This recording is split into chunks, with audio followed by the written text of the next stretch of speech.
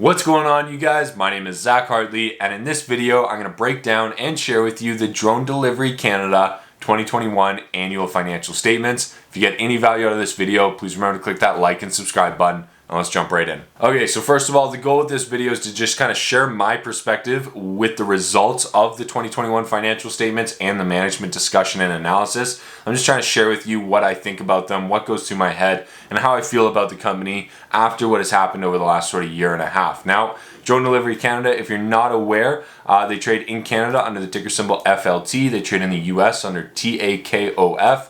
Company is headquartered in Toronto, and the price is 67 cents Canadian. As I film this video, giving them a market cap of about $150 million.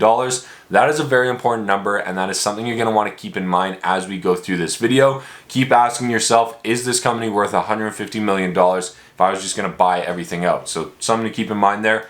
Logo is down beneath here, and the website is dronedeliverycanada.com. Now, I have made a bunch of different videos about this company before. I basically review all of their different financials. I've also interviewed the former CEO twice on this channel. So if you want to see any of those videos or how I felt about them in the past, everything is available for you there on my channel. But in this video, I want to talk about what they've done so far and then the results of these financials. And so far this year, they've made a variety of different changes. So the first major change, and probably the biggest change so far, has been the new CEO. His name is Steve Magirius, and it looks like he has a lot of experience and a lot of knowledge that he could bring to the table. So this could be very exciting. I have reached out to Drone Delivery Canada to try and set up an interview with Steve. So Steve, if you're watching this, please respond. Let me know if you want to come on the channel. We would love to get to know you and ask you a couple of questions.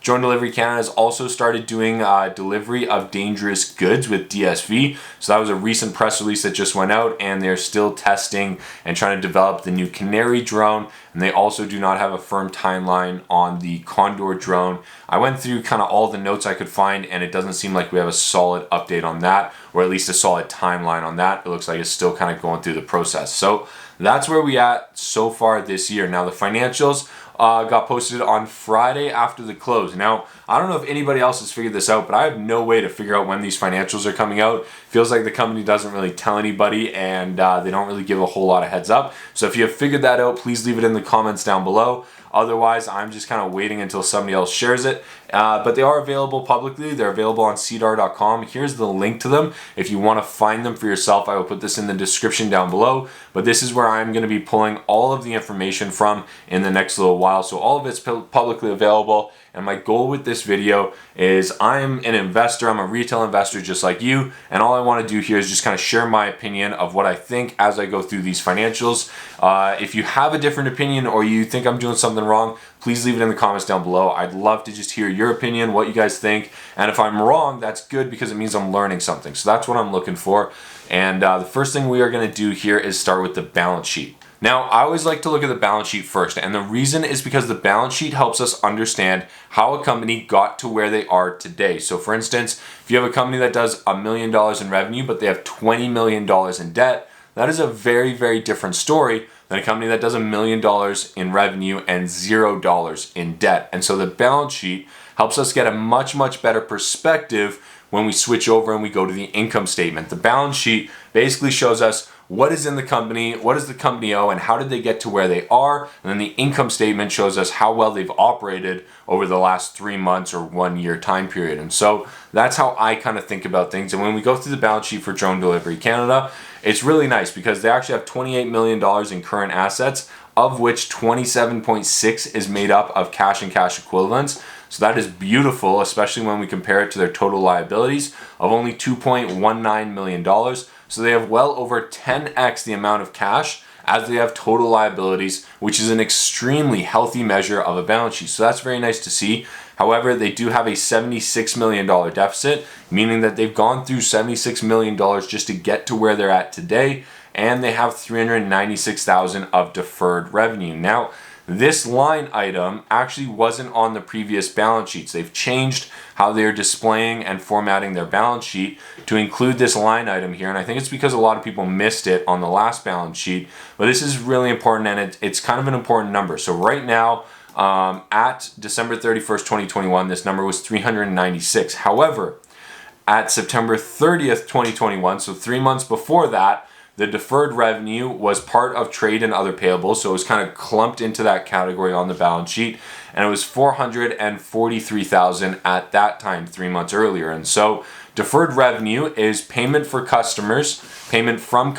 for future goods or services. And unfortunately, deferred revenue over the last 3 months has actually declined by about $40,000, which is not great. And they have changed how this is presented so that they can show this on the balance sheet, probably or presumably to show people that they have signed contracts and how much those contracts are worth. Unfortunately, that number has decreased over the last 3 months. So I definitely like the change that they've made, but I definitely also want to see this number increase fairly dramatically actually over the next few years. Now, when it comes to their income statement, now that we know how this company got to where they are, they spent $75 million to get to this point. They've got $28 million of cash in the bank or whatever it is.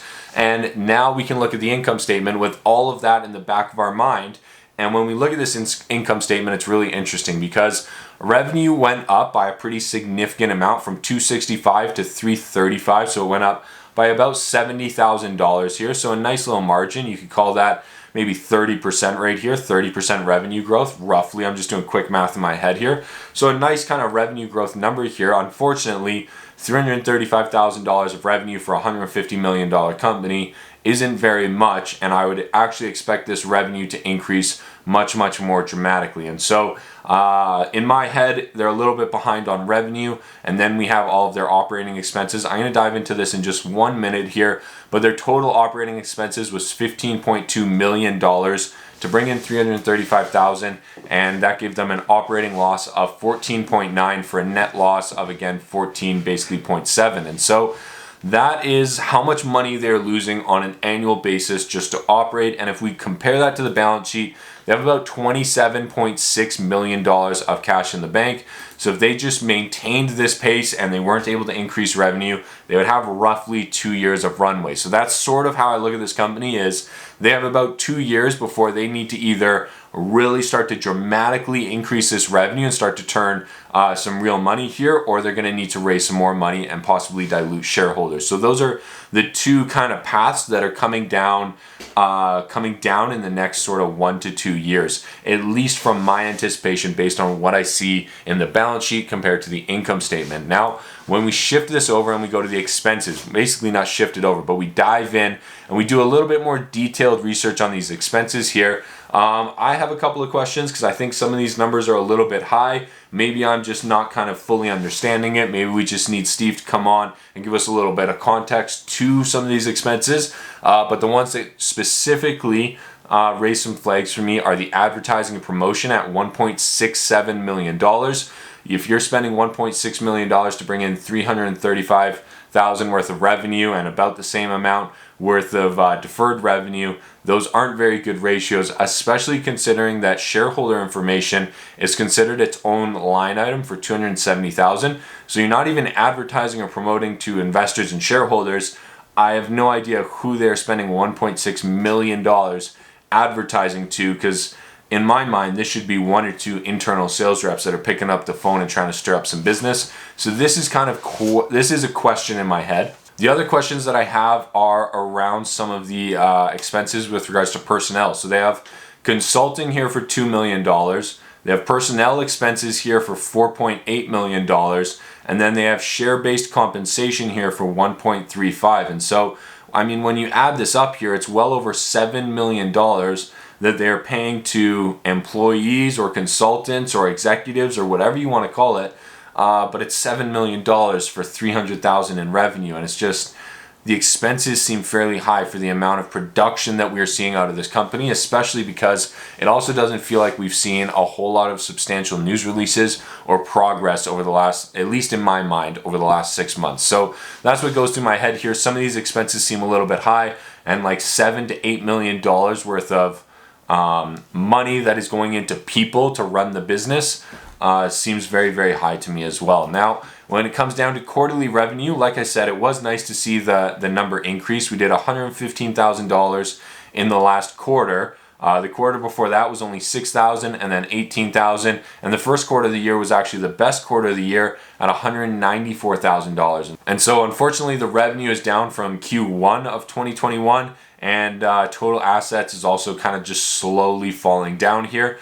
So eventually they will have to either ramp up revenue significantly or raise more money. So in my mind, it's kind of mixed results when we look at this chart. There's nothing real great about this chart here though. And when we look at the budget, it's also kind of mixed results. So I reviewed the 2020 and the 2020 actual in one of my previous videos, and now we have the 2021 budgeted versus the 2021 actual, and it was fairly close. Like, their total expenditures were fairly close to what they actually spent.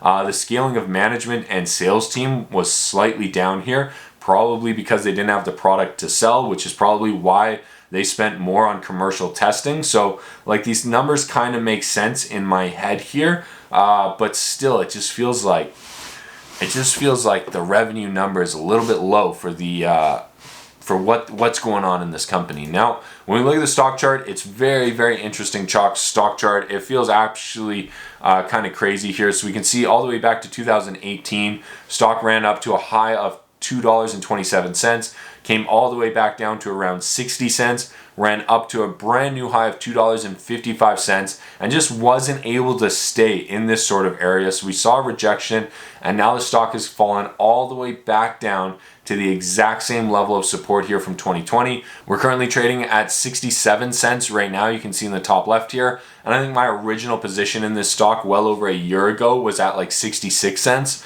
So it's been a very, very interesting year and a half holding this stock and seeing this company and following this company, and it just feels like a little bit of a roller coaster. Now, here are my final thoughts after going through those financial statements and looking at that stock chart. Number one, I think this company has huge potential. I absolutely love the business model. I think everything that they are doing strategically is in the right direction.